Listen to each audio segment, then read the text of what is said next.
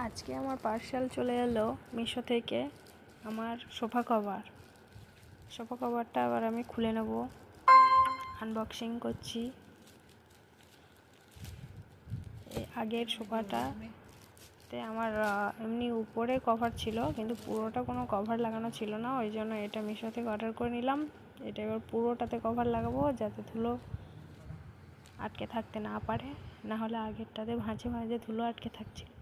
এই যে আনবক্সিং করলাম, এটা ইলাস্টিক সিস্টেম, আর এই যে চারদিকে এই ইলাস্টিকগুলো লাগানো আছে ফিতের মতো, যাতে ভালোভাবে আটকানো যায়।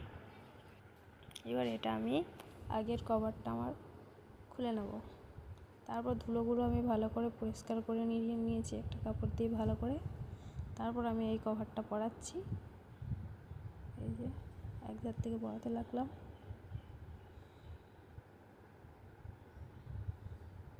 চারপাশটা ভালোভাবে লাগিয়ে নিয়ে একদম টাইট করে যে শোলারগুলো ছিল ওই শোলারগুলো ভাঁজে ভাঁজে ভরে দিতে হবে, তাহলেই রেডি হয়ে যাবে সোফা কভার পরানো। আমি এখন চারপাশটা ভালোভাবে লাগিয়ে নিচ্ছি, তারপর ফিতেগুলো বেঁধে নেব, তারপর তোমাদেরকে দেখাবো ফাইনাল লুক। এই যে টাইট করে সমান করে লাগিয়ে নিতে হবে।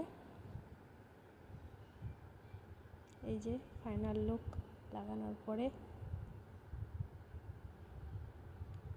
তার উপরে আমি এই আগের কভারগুলো লাগিয়ে দিলাম।